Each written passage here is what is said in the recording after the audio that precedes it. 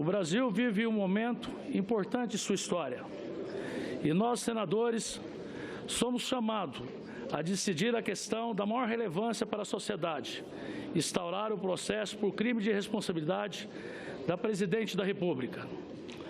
Ao longo de mais de um ano, temos assistido, horrorizados, uma sucessão interminável de denúncias de corrupção. O Brasil vive uma crise política e econômica sem precedentes. Mais que isso, uma inédita crise de confiança e de representatividade. A maioria esmagadora da população brasileira rejeita sua governante. Ela se tornou impopular pela falta de respeito à moralidade. E por isso, estamos votando o relatório do senador Antônio Anastasia, ponto alto do momento político que vive o Brasil. Tive o cuidado de ler com atenção o relatório. Quanto mais eu lia e acompanhava as discussões da Comissão Especial de Impeachment, mais pude ter certeza de que sempre estive do lado certo do debate.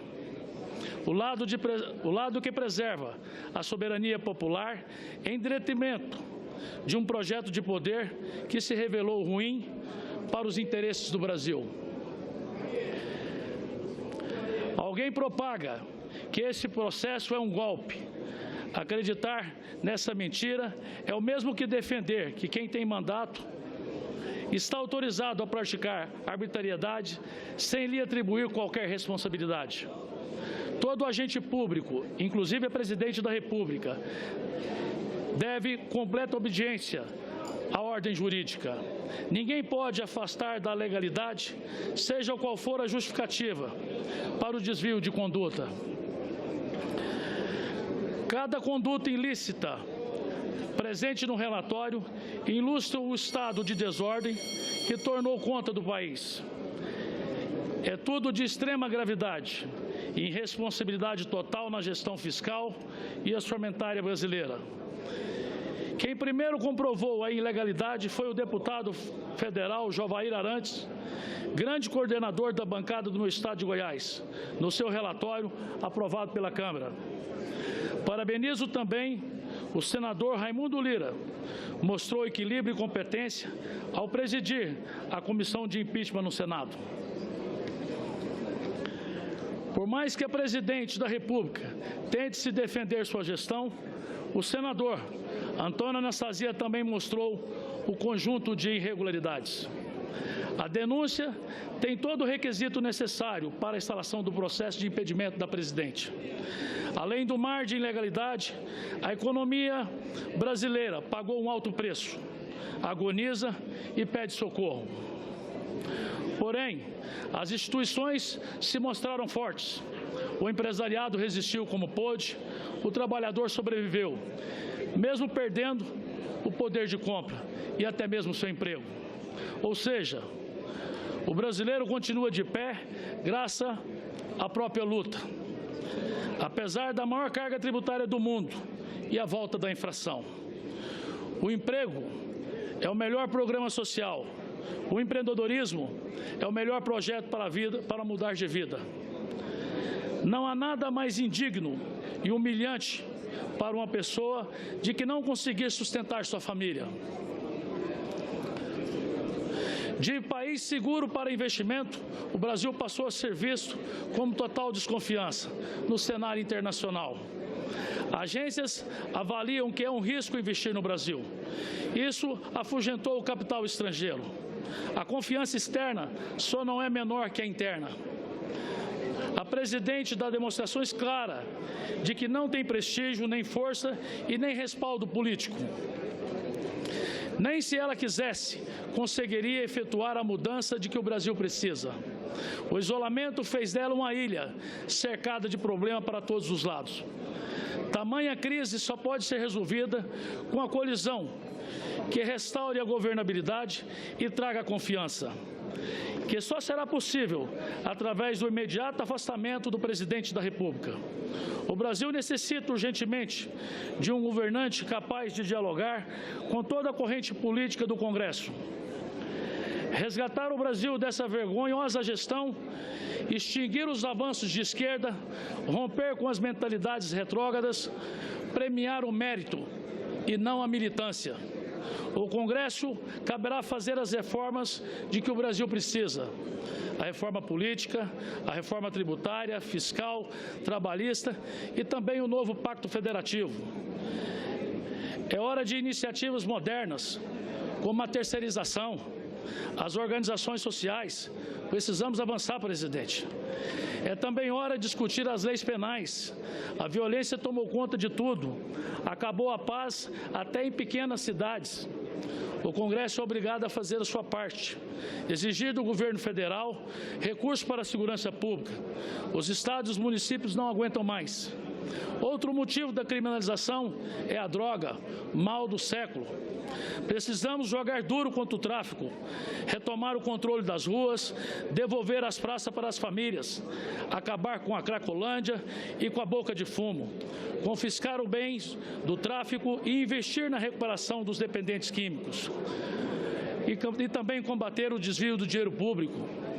O Ministério Público Federal liderou a campanha 10 medidas contra a corrupção. O Congresso precisa assinar embaixo de cada uma delas.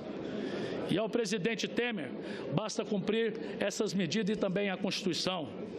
Para combater a recessão, foi publicado um documento, A Ponte para o Futuro. Nele se restaura a fé na vocação empreendedora do brasileiro. O que falta ao nosso povo é oportunidade. Falta ao novo presidente dar essa oportunidade aos brasileiros.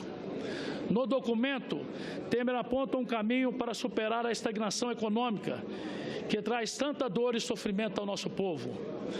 Na contramão da crise, o meu estado de Goiás, presidente, dá um bom exemplo. Na gestão competente do governador Marconi Perillo, Goiás cresce acima da média nacional. Um dos motivos é que o governador visita os 246 municípios goianos a cada mandato. E é disso que um governante precisa: entender a realidade local de suas desigualdades e não gerar mais dificuldades que piore a realidade. Deposito em Michel Temer a minha confiança, a minha esperança de que dias melhores virão. Acredito em sua capacidade de diálogo com toda a classe política, sem observar bandeira partidária, e que toda a sociedade civil organizada. Temer precisa integrar a presidência da República a esse país continental. A exemplo de Marconi, Temer deve percorrer o Brasil, acompanhado de seus ministérios. Não adianta ficar em Brasília, a agenda deve ser pelo Brasil adentro, longe de gabinetes, perto da dificuldade do povo. Outro ilustre goiano, Henrique Meirelles, provavelmente assumirá o Ministério da Fazenda. Meirelles foi excelente na iniciativa privada e também no Banco Central. Vai enfrentar desafios enormes. Seu brilho estará em fazer o óbvio, manter dentro do orçamento tudo que gastar, e gastar só o que tem, e não quebrar os contribuintes. Meirelles é um técnico com sensibilidade política, sabe que o problema está nos municípios, sabe que não se pode dar atribuição à prefeitura sem destinar recursos. A população acha que a pedalada foi o mínimo que a presidente cometeu. Por esse ângulo, o voto deve ser técnico, mas também político, pelo conjunto da obra da presidente, que transformou a maior empresa brasileira numa central de escândalo pela má gestão nas estatais, principalmente na Petrobras, na Eletrobras, no arrombamento dos fundos de pensão, no aparelhamento do setor público e pelo dinheiro do BNDES gasto em outros países. As vozes roucas das ruas exigem uma providência. Da parte do Senado, vamos virar essa página, deixar aí na história esse dia de recomeço. Não voto com alegria, mas com o dever. Nada pessoal contra a presidente. Sou igual à maioria dos parlamentares. Nunca tive contato com ela. A presidente sempre evitou o Congresso. Portanto, não julgo a pessoa, analiso o relatório. Vamos deixar ao novo presidente a esperança que a sua primeira obra seja derrubar os muros usados para dividir o Brasil e construir a ponte para o futuro. O Brasil não vai mais perder tempo. O tempo a ser perdido já se acabou. Voto sim ao relatório do senador Antônio Anastasia, sim ao prosseguimento do processo de impeachment da presidente, por entender que ela cometeu, sim, um conjunto de crimes apontado na denúncia. Para encerrar, presidente, sugiro ao novo presidente Michel Temer que acabe com mais um erro do governo que termina nesta noite. Percorra o Brasil junto com seus ministros. Fique no mínimo 2 dias por ano em cada estado. Só assim, para conhecer de perto o Brasil, saber da realidade em cada lugar. Temer vai evitar programas genéricos. A necessidade de um estado é diferente da do outro. E o único detalhe que une o país é lutar pelo fim do atraso. Era esse meu pronunciamento, presidente. Muito obrigado.